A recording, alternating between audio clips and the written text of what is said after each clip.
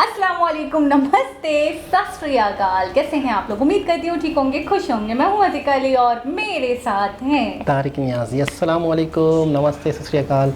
मैं हूँ तारिक नियाज़ी, साथ हूँ, साथ रहूँगा। तो आज की हमारी वीडियो है, आज की मेरी वीडियो है बहुत इंटरेस्टिंग से स्टार्ट करते हैं अपनी वीडियो को। Let's start. कुछ ओके गाइस, वीडियो का टाइटल है Indian railways earn nearly 6,000 crore more in 33 days. हैं, अनबिलीवेबल। मैं सही पढ़ रही हूँ ना? करोड़ हैं। चलो चलो सुनते अश्विनी जी। रेडी करें। तो दोस्तों, रिसेंटली भारतीय रेलवे की कमाई में तो आपको अभी पता चला था कौन काफी है? बड़ा उछाल देखने मिला है। अब हाल ही में यहाँ पर ऑफिशियल्स ने खुद कहा है कि मात्र 33 दिनों के भीतर भारतीय रेलवे ने तो 6,000 करोड़ रुपीस कमा लिए हैं, जो कि अपने आप में एक काफी बड़ा रिकॉर्ड है। और ये पूरा जो भी टाइमलाइन है 1 अप्रैल से लेके 3 मई तक का है। और कंपेयर टू प्रीवियस ईयर यहाँ पर हमने रिकॉर्ड कमाई की है, 6,000 करोड़ रुपीस ज़्यादा कमाए। अब आज के समय में देखा जाए तो रेलवे पर डिमांड काफ़ी ज़्यादा बढ़ती जा रही है। अब कांस्टेंट एफर्ट भी रेलवे की तरफ से दिया जा रहा है to add more new coaches, wagons. Recently आपने देखा होगा कि हमारे पूरे इतिहास में सबसे हाईएस्ट नंबर ऑफ वैगन्स का टेंडर भी फ्लोट कर दिया गया। फिर कोचेस को प्रोक्योर किया जा रहा है, रिकॉर्ड नंबर की संख्या में लोकोमोटिव्स की मैन्युफैक्चरिंग हो रही है। हाल ही में 300 मोर कोचेस को ऐड किया गया हमारी बहुत सारी ट्रेन्स में टू सर्व पैसेंजर्स, और स्पेशली समर के सीज़न में, बिकॉज इस टाइम काफ़ी ज़्यादा पैसेंजर्स का रश रहता है। अब बात करते हैं आंकड़ों की। तो रिजर्व क्लास की स्पेसिफिकली बात करें तो रेलवे ने इस महीने के दौरान 8 करोड़ से ज़्यादा पैसेंजर्स को सर्व किया है। और वहीं अनरिजर्व क्लास की बात करें तो यहाँ तो रिकॉर्ड 40 करोड़ से भी ज़्यादा, ऑलमोस्ट आप कह सकते हो 41 करोड़ पैसेंजर्स को सर्व किया था। इसी का नतीजा है कि पहले जो हमारी कमाई होती थी 1783 करोड़ रुपीज़ की, तो वही अब इसी पीरियड के दौरान यहाँ पर बढ़ती डिमांड के चलते ये पहुँच चुका है सीधा 5,313 करोड़ रुपीज़। इसके अलावा अब गुड ट्रेन्स को भी काफ़ी ज़्यादा प्रायोरिटी दी जा रही है। यहाँ पर इनकी स्पीड को भी बूस्ट करने के लिए नए नए इनिशिएटिव्स लिए जा रहे हैं। हाल ही में अब वंदे भारत जैसी semi high speed freight trains बनाने का भी प्रपोजल डाल दिया गया है। इसका कंस्ट्रक्शन भी शुरू है। और जब ये भारतीय ट्रैक्स पर दौड़ेगी तो आप सोच सकते हो कि ई कॉमर्स कंपनीज अभी फिलहाल जो रोड ट्रांसपोर्ट से ही भेज रही है अपने माल को, वो लोग ज़्यादा से ज़्यादा ऑलमोस्ट 60 to 70% अपने गुड्स को रेलवेज के ज़रिए ही ट्रैवल करना पसंद करेंगे, बिकॉज उनके लिए ये काफ़ी ज़्यादा सस्ता और लॉजिस्टिकली काफ़ी ज़्यादा स्पीडी भी होगा। So this is end for this video and thanks for watching. जी जनाब, बहुत बड़ा आंकड़ा मैं कहूँगी, 6,000 करोड़ सिर्फ 33 दिनों में। अच्छा, हम ये तो देख रहे हैं एक खुशी की तरक्की खबर, हो रही है, बिल्कुल खुशी की खबर। 6,000 करोड़ मैं समझता हूँ कुछ भी नहीं है। पूछे क्यों? हैरत हो रही। उसकी वजह ये है कि कई गुना ज़्यादा खर्च भी तो हो चुका है। वो तो हुआ है, कहीं ज़्यादा नई ट्रेनें जा चुकी हैं, कहीं ज़्यादा नई पटरियां बिछ चुकी हैं, कहीं ज़्यादा ट्रेनों को बेहतर कराया जा चुका है। सेमी हाई स्ट्रीट पे भी हम जा चुके हैं। वंदे भारत। तो कहने का मतलब ये है कि जब आप जितनी ज़्यादा किसी भी इदारे को फैसिलिटेट करेंगे, जितना भी ज़्यादा लोगों को आसानियाँ देंगे, लोगों को सहूलतें देंगे, तो लोग दूसरे जो रास्ते हैं सफ़र के, दूसरे जो चीज़ें हैं सफ़र की, एक शख्स जहाज़ से जाता था, ठीक है ना, वो कहेगा यार मुझे थोड़ा सा लेट सही लेकिन मुझे इतना अच्छा खाना मिल रहा है। हमने कितने व्लॉग्स देखे कि ट्रेन्स के व्लॉग बना रहे होते हैं, उसके अंदर इतने अच्छे वो पैकेटों में साफ़ सुथरा खाना, एसी वाले रूम्स। मैं कहूँगी खाना पैकेट्स में देना, सुविधाएं देना, वो तो ठीक है, अपनी जगह है। एक तो ये है ना कि एयरपोर्ट, यानी कि आप अगर प्लेन के थ्रू जाते हो, एरोप्लेन के थ्रू जाते हो, तो आप कितना कॉस्टली जाते हो, बहुत एक्सपेंसिव पड़ जाता है और हर किसी को तो वो अफोर्ड होता भी नहीं है। अच्छा, आप अपनी जनता जनार्दन को देखते हुए वो काम करो, वो इन्वेस्टमेंट करो, तो वो रंग लाती है। जैसे कि ऐसा हो कि जो वहाँ पे एडवाइज़र्स हैं, जो वहाँ के मिनिस्टर्स हैं, वो उस चीज़ को, उस रग को पकड़ते हैं जहाँ ज़रूरत हो, उस जगह को देखते हैं, उस प्लेस को देखते हैं, उस फील्ड को देखते हैं कि जहाँ पे ज़रूरत हो करने की, जहाँ इन्वेस्टमेंट किया जाए। और ये सोच के इन्वेस्टमेंट नहीं करते कि जी हमें कमाना है, बल्कि वो ये सोच कर इन्वेस्टमेंट करते हैं कि हमारा मुल्क तरक्की करे, हमारी आवाम को हम ज़्यादा सहूलत फराहम करें, ताकि आवाम को ये ना हो कि जी हमारा कंट्री तो हमारे लिए कुछ करता ही नहीं, हमारी गवर्नमेंट हमारे लिए कुछ करती नहीं है। आपकी बात से मैं एक बात बता दूं कि दुनिया में जितने भी बड़े बिजनेस हैं वो कामयाब क्यों हुए? इंफ्रास्ट्रक्चर। उन्होंने, बिजनेस की बात कर रहा हूँ कि आम बंदे का एक बिज़नेस था, एक और बंदे का बिज़नेस था, तो बिज़नेस कामयाब इसलिए इस तरह हुए हैं। आप वाली बात से मुझे याद आया कि आपने किसी को कुछ देने का सोचा, यार मैं लोगों को एक सर्विस देना चाहता हूँ, मैं लोगों की ज़िंदगी में ये आसानी डालना चाहता हूँ, इसके चार्जेस मुझे ये मिलेंगे।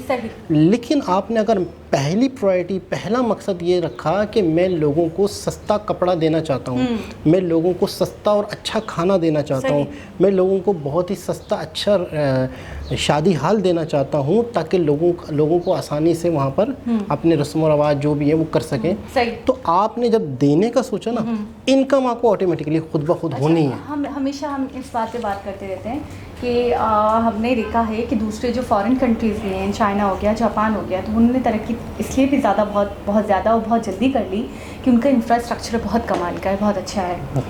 और जिस चीज़ को मद्देनज़र रखकर इंडिया में भी हम देख रहे हैं कि इंडिया वाले भी अपना इंफ्रास्ट्रक्चर दिन दुगनी रात चौगुनी तरक्की कर रहे हैं, उसमें मज़ीद से मज़ीद प्रोग्रेस ला रहे हैं, मज़ीद से मज़ीद इनोवेटिव बना रहे हैं, मज़ीद से मज़ीद उसको अच्छे से अच्छा, आला से आला कर रहे हैं। लेकिन उसके साथ साथ मैं ये देखती हूँ, मैंने पहले भी जिक्र किया और मैं दोबारा कहती हूँ कि सिर्फ इंफ्रास्ट्रक्चर कर लेते हो जाती तरक्की, उससे भी होती, लेकिन टाइम लगता।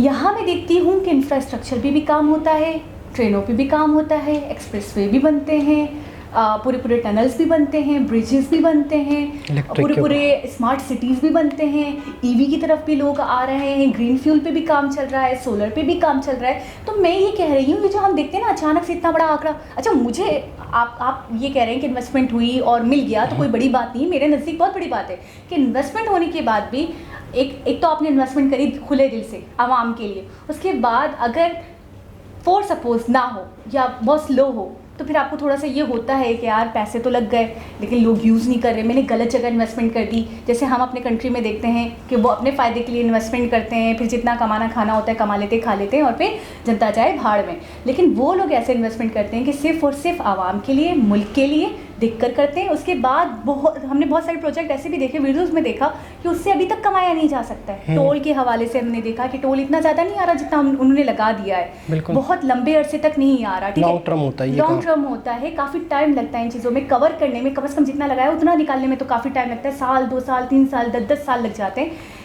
ये ऐसा प्रोजेक्ट है, मैं ये देख रही हूँ इस तरीके से इन्होंने इन्वेस्टमेंट किया है कि 6,000 करोड़ अच्छा खासा अमाउंट है, मेरे नज़दीक बहुत बड़ा आंकड़ा है, बहुत बड़ा प्रॉफिट है जो इन्होंने 33 दिन में, प्रीवियस के मुकाबले हाँ 33 दिन में, पहले 1,000 था ना, वही ना, तो प्रीवियस के मुकाबले में डबल भी नहीं, ट्रिपल भी नहीं, बहुत ज़्यादा। लेकिन ये कि बहुत ज़्यादा काम भी मजीद हुआ है और ये आंकड़ा जो हमें दिखा है ना 6,000, ये आप देखिएगा आने वाले दिनों में डबल ट्रिपल होने वाला है। और दूसरी चीज़ ये है कि ये आवाम जो सफ़र करती है उससे ज़्यादा मैं समझता हूँ 50% से ज़्यादा लॉजिस्टिक होगा, क्योंकि जब आपके ऊपर लोगों का ट्रस्ट बन गया कि मैं अगर रेलवे के थ्रू अपना सामान भेजता हूँ और कार्गो के बजाय इसके बजाय तो उसके बजाय अगर रेलवे के थ्रू भेजता हूँ तो मुझे मेरा सामान खैर खैरियत से दूसरे सिटी पे पहुँच जाएगा, फलाने जगह पहुँच जाएगा, तो वो आपको ज़्यादा प्रॉफिट कर देगा, बिल्कुल जगह घेरेगा और बस ये है कि आपको कमा के ज़्यादा देगा। अच्छा, फ्रेड के हवाले से मुझे याद आ रहा है कि खान सर की हमने एक वीडियो बहुत ही ज़्यादा डिटेल से थी, जिसमें मैं कहता हूँ कि हम उस चीज़ को बहुत बेहतर तरीके से समझ गए थे कि यार फ्रेड भी बहुत, मतलब फ्रेड ही आपको प्रॉफिट देता है ज़्यादा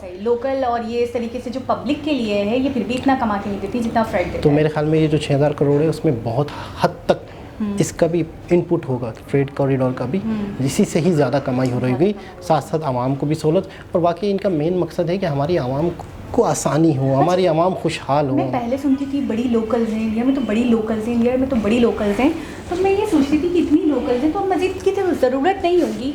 लेकिन ऐसा नहीं है, किसी भी चीज़ पर फुल स्टॉप नहीं लगा देते कि चीज़ इतनी हो गई है, बस इतनी काफ़ी है हमारी आवाम के लिए। 130 करोड़ की आबादी है तो कोई मसला नहीं है, हमने लोकल्स भी तो इतनी सारी रखी हैं, कोई कहीं से कहीं जा रही है, कहीं से कहीं जा रही है, एक छोटे छोटे एरियाज़ को कवर करती है बाकायदा। लेकिन उसके बावजूद भी आप देख रहे हैं वंदे भारत में हमने देखा, ठीक है, कितनी सारी उसके अंदर हमने ट्रेन देखी थी, वंदे भारत देखी थी और हाई स्पीड हमने देखी। अच्छा, एक हमने देखा था बुलेट थोड़ी सी डिले हो रही है तो उसकी जगह पे भी दूसरी सेमी हाई स्पीड चलाई जाएगी। तो मैं ये देख रही हूँ मज़ीद आगे से आगे बढ़ रहे हैं, ये नहीं कि फुल स्टॉप लगा के बैठ जाएं कि इतना काफ़ी है, इतनी ज़रूरत है हमें, हमारी ज़रूरत के मुताबिक काम हो चुका है तो अब हमें दूसरे मैदान में जाना चाहिए, दूसरी चीज़ों को देखना चाहिए। नहीं जी, आगे से आगे बढ़ना है, इनोवेटिव से इनोवेटिव बनाना है, ये चीज़ बहुत अच्छी है। और दूसरी चीज़ है कि प्रॉफिट क्यों ना होता जब अश्विनी जी, बिल्कुल, जब इस तरह के लोग होंगे, पढ़े लिखे लोग होंगे, इस तरह के डिपार्ट संभालेंगे। अब हम तो बचपन से एक चीज़ हमारे यहाँ सुनते आ रहे हैं कि हमारा रेलवे खसारे में, हमेशा से बचपन से, जब मैं छोटा होता था ना, जब मैं छोटा सा होता था बिस्किट और दूध खाता था ना, तो जब से मैं ये सुनता आ रहा हूँ जब से मैं ये सुनता आ रहा हूँ, बहुत शुरू से, जब से मैंने आँख खोली ना यूँ, तो मैं जब से सुनता आ रहा हूँ रेलवे हमारा खसारे में है। मीम्स बनते थे इस पे, लतीफ़े बनते थे रेलवे खसारे में। रेलवे से हमें हमेशा से ही, बचपन से सुनता आ रहा हूँ, नुकसान हो रहा है, लेकिन कब फ़ायदा होगा क्या पता। नहीं होगा फ़ायदा। जब आप इतने से थे और आप छोटे से, तो और आप कह रहे हैं आप दूध और बिस्किट्स खाते थे और तब से खसारे में, तो फिर अब तक तो हो जाना चाहिए था। अब तक नहीं हुआ तो कुछ नहीं वो हुआ। मेरे ख्याल में खसारा मेरी वजह से दूध और बिस्किट में जा रहा पैसा तो जा मतलब आप ही कह रहे हैं निकलूंगा तब होगा कुछ। ये करना, अच्छी बात कुछ ना कुछ तो है। करना पड़ेगा। नहीं, कुछ नहीं मुझे उम्मीद नहीं है जो आपने बताया उसके बाद तो। नहीं, वैसे ये बहुत मशहूर बात है कि हमारा रेलवे खसारे में। खसारे आप वही बातें, आपकी वाली बातें मैंने तो जब सुना है, कभी ये नहीं सुना कि बहुत अच्छा चल रहा है, हमेशा खसारे में ही सुना। खसारे में सुना। तो खैर दोस्तों, एक बहुत ही ज़बरदस्त न्यूज़ बिल्कुल। थी इंडियन रेलवे के हवाले से। दोबारा किसी और वीडियो के साथ आपसे मुलाकात होगी, जब तक के लिए अल्लाह अल्लाह हाफ़िज़। हाफ़िज़।